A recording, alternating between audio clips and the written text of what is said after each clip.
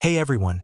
Before we dive into a true crime story that will chill you to the bone and make you think twice about trusting anyone in a uniform, please do me a huge favor. Hit that like button, subscribe to the channel, and turn on the notification bell. Trust me, you do not want to miss the deep dive content we are bringing you. Today's episode is about a young couple who vanished while diving in the crystal clear springs of Florida. They were experienced, cautious, and full of life. For 4 years, their disappearance remained a mystery, a tragic accident, everyone thought. Then, for years later, 2 teenagers exploring a remote, undocumented underwater cave made a discovery that would reopen the case, expose a cold-blooded killer, and reveal a secret that had been hidden 50 feet beneath the surface. This is the story of Anna Mayer, Aaron Norman, and the man who turned their passion for diving into a watery grave. In June of 2012, the humid Florida air was so thick it felt almost tangible, and the temperature in Gilchrist County had crossed 90 degrees Fahrenheit. 22-year-old Anna Mayer, a biology student who had spent the last 4 years studying the unique ecosystems of freshwater springs, saw this trip not just as a vacation, but as an opportunity to see firsthand the complex structure of the Santa Fe River's underground tunnels. Her mother later told detectives that her daughter was extremely responsible, energetic, and always planned every move in detail, which made her subsequent disappearance even more incomprehensible.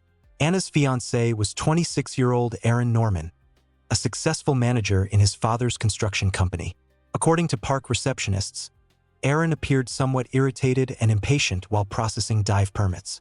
One park technician recalled that Aaron spoke abruptly, trying to complete the formalities as quickly as possible, while Anna looked at a map of the cave system with genuine interest. Friends described Aaron as a man of action, always boundlessly dedicated to his goals, but sometimes showing excessive rigidity in his dealings with staff. Around noon on June 12, 2012, the couple loaded their equipment onto a small cart and headed for the shore, where the entrance to the famous Devil's Eye Spring is located. The water was crystal clear, and its constant temperature was 72 degrees Fahrenheit. According to the plan they had discussed with their friends the day before, Anna and Aaron were to complete their dive and return to their rented house, the River Breeze Villa, no later than 8 in the evening. Their friends had already prepared dinner and were waiting for them to return. But when the clock struck 9, and there was no word from the couple, the company began to grow anxious. Aaron's phone, which he usually never turned off because of work-related matters, was out of reach. At 9:30 in the evening, unable to wait any longer, the friends drove to the park's parking lot. There, in the moonlight, they found Aaron's silver SUV standing alone under the crowns of oaks covered with Spanish moss. Inside the car, through the glass, they could see cell phones, wallets, and spare clothes. Realizing that there was trouble, one of those present immediately called 911. The police arrived around 11 p.m. During an initial inspection of the shoreline, officers found 2 pairs of sneakers and 2 travel bags on a wooden pier, neatly stacked in the shade of trees. This confirmed that the couple had indeed entered the water. An hour later, a team of rescue divers arrived. Using powerful searchlights, they began to inspect the water surface and coastal thickets, hoping that the divers had simply been carried away by the current and had managed to get to shore somewhere downriver. However, the nighttime combing of the area yielded no results. At dawn the next day, the divers made their first dive in the Devil's Eye area. At a depth of about 20 feet, right at the entrance to the cave opening, one of the rescuers noticed a bright object. It was Anna's damaged mask. The silicone strap was torn, and deep scratches were visible on the plastic glass. Nearby on the rocky bottom was a single black fin. Finding these items in this condition indicated possible panic or a collision with an obstacle. Investigators put forward a preliminary version of an accident, suggesting that the strong current of the Santa Fe River could have disoriented the pair, caused their air supply regulators to malfunction, or simply dragged them into intricate underwater tunnels where it is easy to lose orientation. The search operation expanded and lasted 7 days in a row. Divers worked in extremely difficult conditions, moving through narrow limestone passages where visibility often dropped to 0 due to silt raised from the bottom. Special underwater drones with high-definition cameras were deployed, but no other trace of Anna or Aaron was found. Anna's mother, who had not left the riverbank all those days, repeatedly told the police that her daughter was too experienced to make such a fatal mistake and asked them to check the version of outsiders' involvement. However, Law enforcement officers found no signs of a struggle on the shore or suspicious footprints near the car. On June 20, 2012, after more than 500 feet of the most dangerous parts of the cave had been explored, the active phase of the search was officially terminated. The sheriff's official report stated that there was no chance of finding the couple alive, and their bodies were likely to remain trapped forever in one of the many branching passages that could not be explored without endangering the lives of rescuers. Anna Mayer and Aaron Norman were officially declared missing, and the case was sent to the archives as a tragic accident caused by the forces of nature. For years past, the story of the disappearance gradually turned into one of those dark urban legends retold to visitors around evening bonfires at Ginnie Springs Park. Then, on June 16, 2016, when the daytime heat in Alachua County reached 95 degrees Fahrenheit, a group of 3 adventurous teenagers decided to explore a remote and virtually undocumented sector of the Santa Fe River Cave system. This section, located at a considerable distance from popular routes, was considered technically challenging even for professionals due to extremely narrow passages that in some places were no more than 20 inches wide. The teenagers, using modern powerful LED lights and minimal diving equipment, pushed deep into the intricate underwater maze to a distance of about 350 feet from the main channel. According to one of the teenagers, who later testified to sheriff's officers, they were looking for new angles for underwater photography when they noticed a strange anomaly in the far corner of a small cavern that was 50 feet deep. In the beams of their flashlights cutting through the absolute darkness, they saw 2 dark objects partially stuck in a limestone depression. As they approached, the young men realized that they were not natural formations but human bodies draped in black neoprene wetsuits. Thanks to the insulating properties of the material and the specific chemical composition of the water in that part of the cave, the suits had almost perfectly preserved the shape of the bodies, creating the illusion that the people were just frozen in anticipation. However, white bone fragments were visible through the torn seams and open parts of the helmets. Frightened, the teenagers immediately left the danger zone and called emergency services at 5:45 p.m. An hour later, the area was cordoned off, and a special underwater search and recovery team arrived. The coordinator of the operation, Detective Michael Miller, noted in his report that the difficulty of recovering the remains was unprecedented. Divers had to work one at a time, carefully moving the bodies through narrow rock fissures where visibility was instantly reduced to 0 due to raised sediment. On June 17, 2016, at 3 in the afternoon, both wetsuits with the remains were brought to the surface and taken to the Alachua County Medical Examiner's office. Investigators immediately noticed the way the bodies were positioned in the cave. They were lying parallel to each other, neatly placed in a natural depression that looked more like a deliberate burial than an accidental drowning death. The identification process lasted several days. Forensic anthropologists conducted detailed scans of the remains, and genetics experts worked to isolate DNA profiles. On June 20th, the results of the examination were ready. They completely matched the samples provided by the parents of the missing couple 4 years earlier. This officially confirmed that the found divers were 22-year-old Anna Mayer and 26-year-old Aaron Norman. The local press instantly picked up the news of their return from oblivion, and the case, which had previously been considered a tragic accident due to equipment failure or panic, was officially reopened. Homicide detectives began to study detailed photos of the site taken by the teenagers and later by rescuers.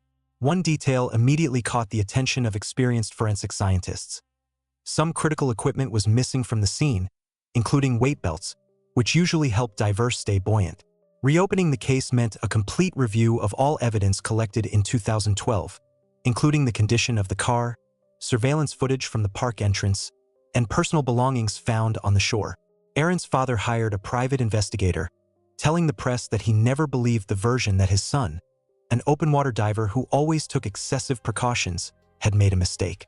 Investigators began preparing the remains for deeper microscopic analysis, hoping that the bones, which had been in isolation for 48 months, would be able to tell them what was hidden beneath the water column.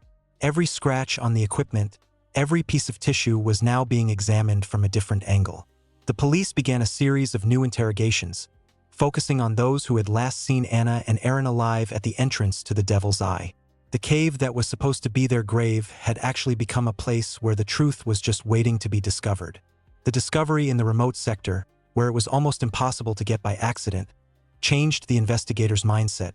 forcing them to look for answers not in the elements but among the people who had been with the couple on that fateful June day. The question of how the two young people ended up in a dead end of the cave system at such a considerable distance from their planned route became the key to the new phase of the investigation. The search team that worked in June 2016 prepared an extended 30-page report stating that no signs of struggle or damage to the cave walls were found within 10 feet of the bodies, something that would have been present if the victims had tried to escape a trap in their final moments. On June 21, 2016, a special team of detectives, along with leading experts in underwater caving and hydrology, returned to the remote sector of the Ginnie Springs cave system to conduct a detailed forensic reconstruction of the crime scene. Upon re-examination of the cavern, which was located at a depth of 50 feet, it was determined that the entrance opening to this narrow tunnel was only 22 inches wide, making it virtually impossible for two adults to have accidentally entered at the same time due to natural forces. The state hydrologist involved in the investigation prepared a report stating that the Santa Fe River flows at about 4 miles per hour in that area, but that the specifics of the underground flows in the Devil's Eye area direct water away from the walls and toward the main channel rather than deep into the dead-end branches. This scientifically refuted the original 2012 theory that the bodies of Anna Mayer and Aaron Norman could have been carried into the cave spontaneously. In his report, Detective Michael Miller emphasized that the position of the skeletons was anatomically unnatural for drowning victims. They lay parallel to each other, aligned along the horizontal axis of a narrow stone niche, indicating that the remains had been deliberately and carefully placed by an unauthorized person. In parallel with the fieldwork, in-depth analysis of the skeletons continued at the Alachua County Medical Examiner's office. Since the 7mm thick neoprene wetsuits provided relative insulation from the outside environment, experts were able to examine residues of organic compounds in the internal cavities of the bones. The results of the tests showed a complete absence of diatoms and specific silt sediment in the airways and lungs of Anna and Aaron, substances that are always present in the lungs of people who die of classic drowning in this river system. This allowed investigators to conclude that at the time a large amount of water entered the victims' airways, they were no longer making active breathing movements. Forensic experts focused on mechanical damage to the bone tissue, which became apparent after the skeletons were completely cleaned of mineral deposits. A detailed scan of the skulls of both victims revealed identical depressed fractures in the parietal bone area. The nature of these injuries, smooth edges and a clear geometric shape of the dents, indicated blows with a heavy blunt object applied with great force. On Aaron Norman's skeleton, the forensic anthropologist recorded additional injuries: fractures of the 5th, 6th, and 7th ribs on the left side, with the angle of the fracture indicating a blow from the front when the man was in an upright or semi-bent position. An examination of the diving equipment by underwater safety technicians revealed anomalies that were previously thought to be the result of prolonged exposure to water. However, a microscopic examination of the air supply regulators revealed microscopic scratches and deformations of the metal inside the valves. Experts concluded that the mechanisms had been deliberately blocked with a thin metal tool before the cylinders were even used. This meant that Anna and Aaron could have started their dive with a limited supply of oxygen, which suddenly stopped at depth, causing acute hypoxia and disorientation. The investigation established the following chain of events. Someone damaged the couple's equipment, waited until they were helpless underwater due to asphyxiation, and then attacked them with a blunt object, giving them no chance to resist. Trace evidence experts emphasized that the shape of the deformities on the ribs and skulls exactly matched the contours of a heavy wrench or metal lever, the kind used by personnel to fix cylinders at gas stations. In addition, a subtle darkening of the fabric was found on the inner surface of Anna Mayer's wetsuit, which after chemical analysis was identified as traces of a high-viscosity technical lubricant not used by ordinary amateur divers.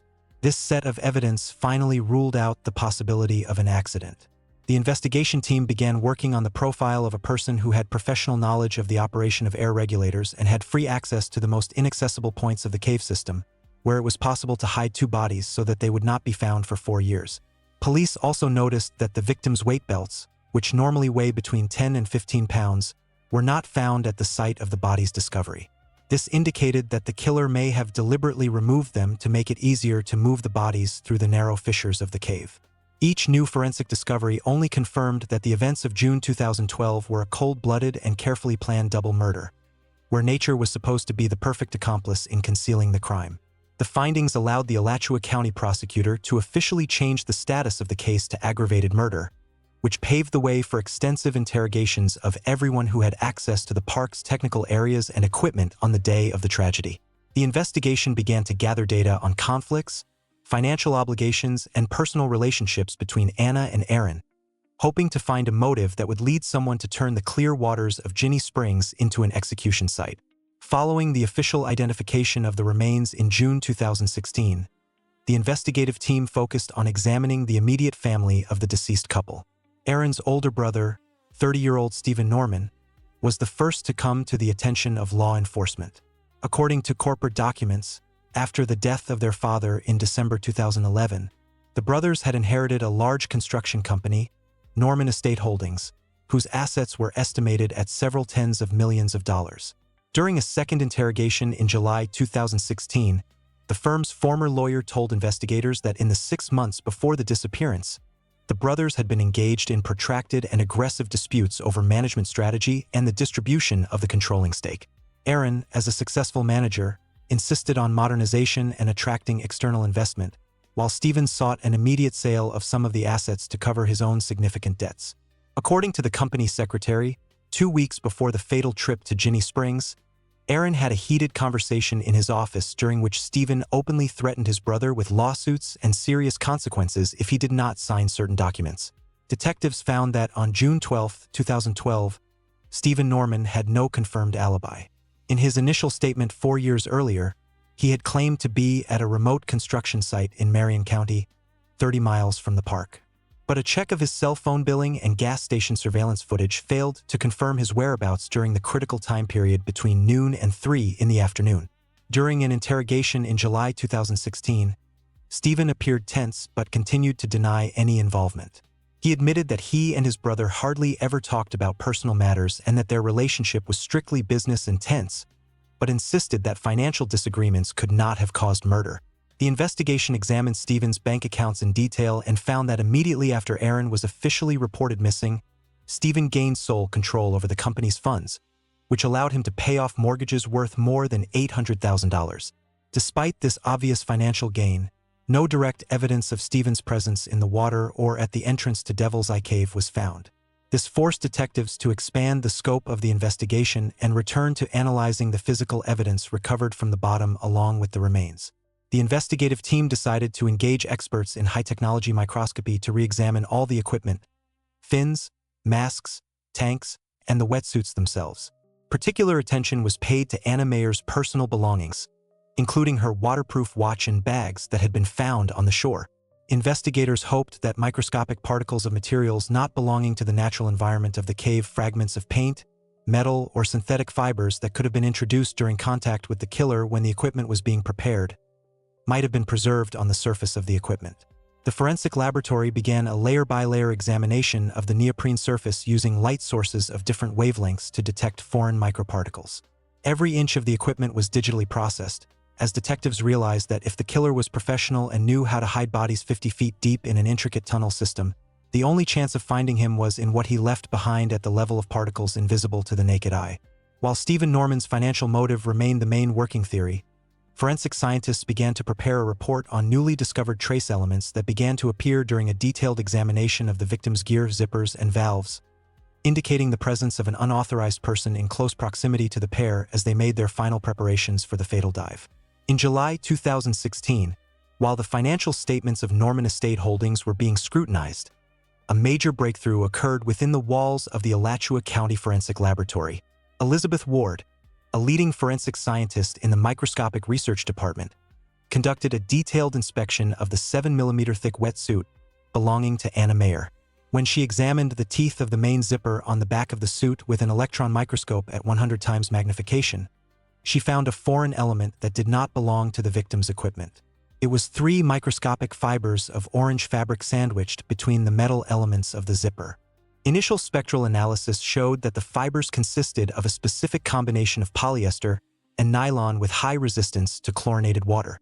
The color pigment had a unique chemical code used only for the industrial production of professional workwear. Detective Michael Miller immediately made inquiries with specialty clothing companies in the High Springs area. On July 25, 2016, the answer came back.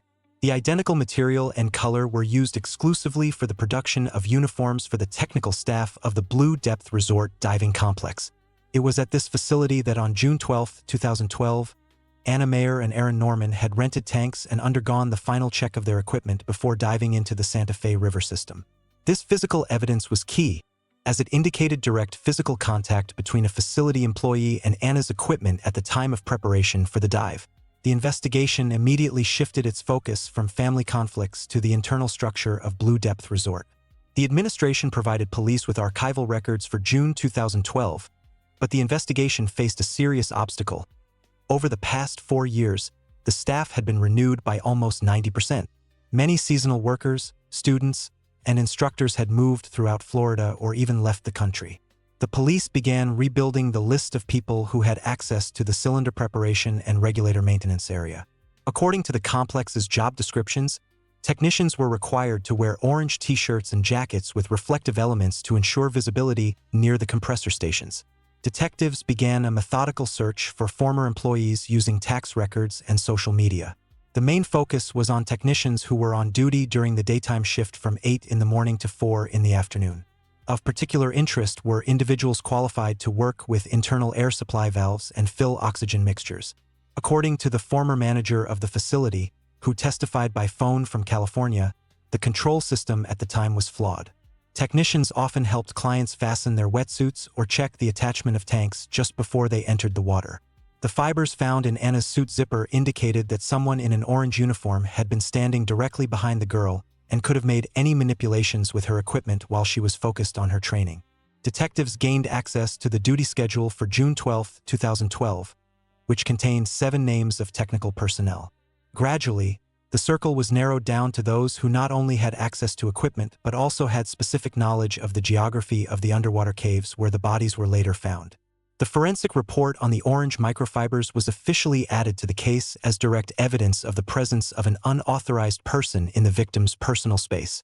The sheriff's office began preparing a series of subpoenas for interrogation to establish the exact route of each technician's movement on that fateful Saturday 4 years earlier. Another important aspect was that some employees had quit the Blue Depth Resort only a few weeks after the couple was officially reported missing, which raised additional suspicions. Investigators began looking into the personal files of each of the 7 suspects, searching for any clues, from administrative penalties to customer feedback on their behavior. One detective noticed that the work uniforms were made of a dense synthetic fabric that leaves marks only under strong friction or pinching, which confirmed the version that the killer had physical contact with the victim on the beach. This discovery moved the investigation into a new phase, where the main enemy was not time or water, but a man who knew how to make death invisible to others.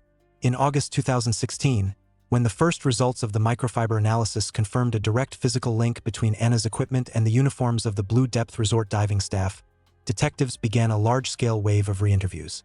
The investigative team tried to recreate every minute of the couple's stay at the facility on June 12, 2012. The former administrator of the complex, Catherine Hall, whom detectives found in the state of Carolina, recalled during the official recording of her testimony that Aaron Norman had attracted the attention of the staff at 11:30 in the morning. According to her, Aaron looked extremely irritated because of a 10-minute delay in the check-in line. She said that the man behaved arrogantly, looking at his expensive watch and making harsh remarks about the incompetence of the staff. However, the main incident that stuck in the staff's minds occurred right in the technical equipment preparation area. Former waiter Jeffrey Baker, who had been serving orders on the summer terrace next to the compressor station that morning, confirmed that he had witnessed a violent conflict. He described how Aaron Norman, holding 2 cylinders, was literally screaming at a young technician in an orange t-shirt. The reason for the outburst of anger was the allegedly unacceptable condition of the rented equipment. Aaron claimed that there were traces of technical grease on the valves and the surface of the cylinders, which could contaminate his personal wetsuit. Witness Jeffrey Baker clearly recorded in his testimony Aaron's words, which he shouted across the entire technical area. He called the staff of the complex trash, who have no room for error, as their only function is to serve customers like him without fail. Anna Mayer, according to Baker's testimony, stood a few feet away from her fiancé and did not try to intervene, only silently checking the tightness of her mask. The The technician who was responsible for filling the cylinders that day and became the object of humiliation was a 24-year-old man named Brian Walker. His colleagues, interviewed by detectives in August 2016, described Brian as an extremely reserved person with a sick ego. One of his former senior instructors, Stephen Wolfe, noted that Walker had a reputation as a true fan of his craft. He knew every branch of the Ginnie Springs cave system and often spent his free time exploring the most dangerous sectors on his own, where visibility was virtually zero. Wolfe recalled that after Aaron Norman publicly insulted Brian, the technician was in a state of deep, gloomy silence for the next 2 hours.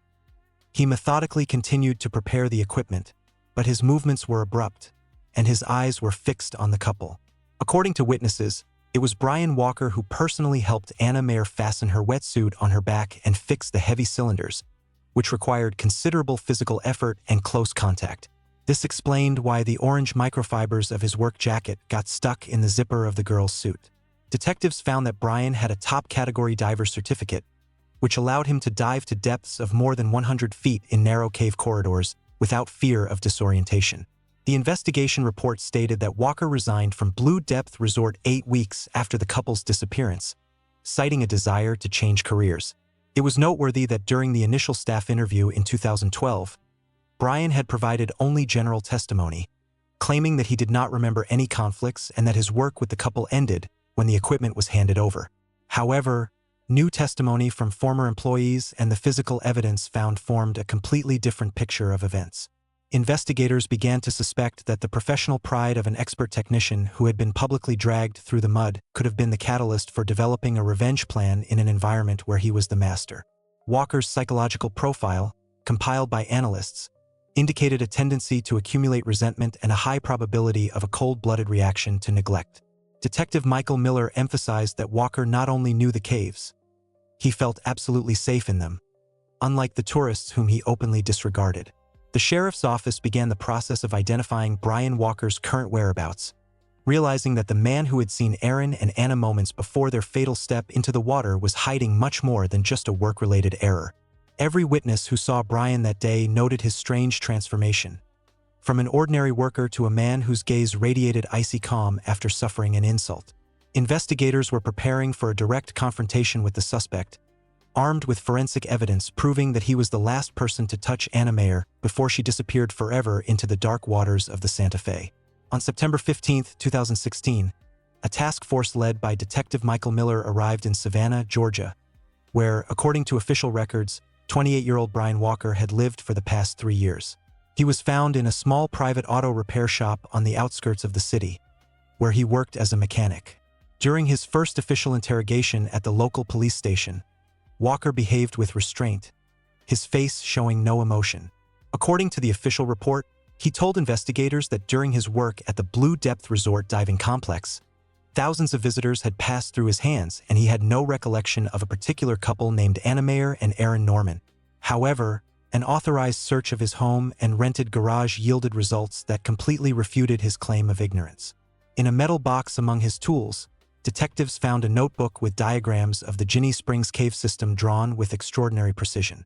One of the pages depicted a map of a remote sector where a narrow limestone depression was marked Vault in blue ink. The coordinates of this point on the map coincided to within an inch of the place where the remains had been discovered in June 2016. A heavy metal industrial-type adjustable wrench was found there, wrapped in an oily rag.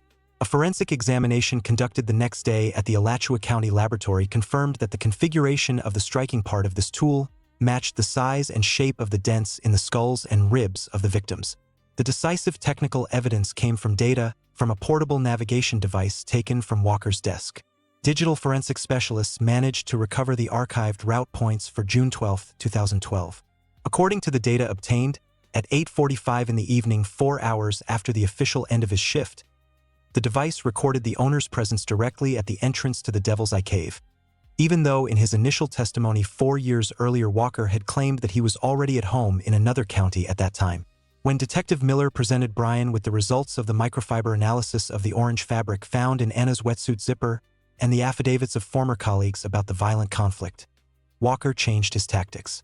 According to the video recording of the interrogation, he admitted that he was the one who had developed the map of the remote sector of the cave, arguing that it was his professional interest in complex underwater routes, but he continued to deny the attack. Under pressure from the facts, he began to provide explanations that increasingly pointed to his direct presence at the scene of the tragedy. Brian stated that he had indeed returned to the spring that evening because he had allegedly forgotten his personal belongings on the shore, and he had seen Aaron's empty SUV in the parking lot. Gradually, during the hours-long interview, Walker began to describe details of the dive that only a person who had been 50 feet below the surface at the time the air supply stopped could know. He told investigators in detail about the specifics of the acoustics inside the cave during the diver's panic and how easy it was to lose one's bearings in narrow corridors when the main light was turned off. The detectives noticed that a subtle smile appeared on his face when he talked about the helplessness of the rich tourists. His explanations of how to manipulate the equipment allowed the investigation to establish a clear link between the mechanic's technical knowledge and the circumstances of the victims' deaths. Walker claimed that the vault in the diagram was meant to store a technical supply of cylinders, but his inability to explain the damage to the remains with his version of events finally convinced detectives of his involvement. Each new word from Brian Walker became another link in the chain of evidence that transformed the case from a missing person mystery into a documented act of premeditated double murder. By the end of the interrogation, which lasted more than 6 hours, investigators had enough information to formally file charges. Despite the absence of a formal confession at the time, the technical data from his devices and the results of the trace evidence left no room for other interpretations. In October 2016, under continuous pressure from the collected evidence, Brian Walker signed a full confession of guilt, forever recording his name in the history of Florida forensic science as one of the most cold-blooded killers. During the official reenactment of the events, which lasted more than 8 hours and was captured on video at the Alachua County Sheriff's Office, Walker demonstrated a complete lack of emotional remorse, describing the murder with the technical precision of an engineer. According to his testimony, he came up with the plan instantly after Aaron Norman publicly humiliated him in the tech area, calling him trash. Walker said he used a thin steel needle, used to clean injectors, to deliberately deform the internal poppet valve in both victims' regulators while he was supposedly helping them check for leaks. He knew that at a depth of more than 30 feet, when water pressure increased, the deformed valve would begin to block the oxygen supply, creating a gradual suffocation effect that divers often confuse with a panic attack. Walker admitted that after the pair disappeared under the devil's eye, he quickly donned his own equipment, which he kept in the office, and dove in after them. Using his knowledge of the Santa Fe River's underwater currents, he stayed in the shadows of rocky outcroppings, turning off his flashlight every time the couple looked back. When Anna and Aaron reached a remote cavern 50 feet below the surface and realized that their air supply systems were virtually non-functional, Walker waited until they were completely disoriented. He described watching their chaotic movements in the darkness for several minutes before closing in. In his confession, Brian confirmed that he struck each of them twice with the heavy adjustable wrench to the parietal bone, using the inertia of the water to amplify the blow. He stated that he wanted the last thing they saw to be a man in an orange uniform whom they had perceived as inferior to them. After the murders, he methodically dragged the bodies into a narrow alcove he called the vault, and removed weight belts weighing 15 pounds each to keep the bodies from floating and to ensure they remained trapped in the fissure. The trial began in May 2017 and was a real ordeal for the families of the victims. The prosecutor's office presented more than 200 slides of evidence to the jury, including digital coordinates from Walker's navigator and the results of the examination of the microfibers trapped in Anna's wetsuit zipper. The key moment of the trial was the testimony of an expert in underwater engineering who confirmed that the damage to the valves was identical in nature and could not have occurred by accident. On May 17, 2017, the judge of Alachua County, addressing the defendant, noted that this crime was unprecedented in its insidiousness, as the killer had used nature itself and the technical helplessness of the victims as instruments of death. Brian Walker was found guilty of first-degree premeditated murder on 2 counts. The sentence was final: life imprisonment in a maximum security prison without the possibility of any early release. Walker showed no reaction when the verdict was announced, only glancing for a moment at Aaron's parents who were in the courtroom. The case of Anna Mayer and Aaron Norman was officially closed, but it forever changed the safety protocols at Ginnie Springs Park. The Florida Diving Center Authority implemented new rules for equipment inspections by independent inspectors, and the video surveillance system was expanded to all technical areas. The story of the vault at a depth of 50 feet became a dark legend among professional divers, reminding them that the true darkness of underwater caves sometimes lies not in the stone but in the heart of a person who knows these labyrinths too well. 5 years later, a small plaque bearing the names of Anna and Aaron was erected on the bank of the Santa Fe River, serving as a warning that water always holds the truth, even if it takes 4 long years to reveal it. The county's police archives have forever preserved this volume of the investigation as an example of how a microscopic detail found at the bottom of a cave can be stronger than the silence of a murderer and the thickness of the water that tried to hide his sin. If you made it to the end of this story, you understand why I asked you to like and subscribe. True crime cases like this remind us that justice can be delayed, but it is never truly buried. Share this video with someone who loves diving, or who needs to know that the most dangerous predators sometimes wear work uniforms. And as always, stay safe out there. I will see you in the next one.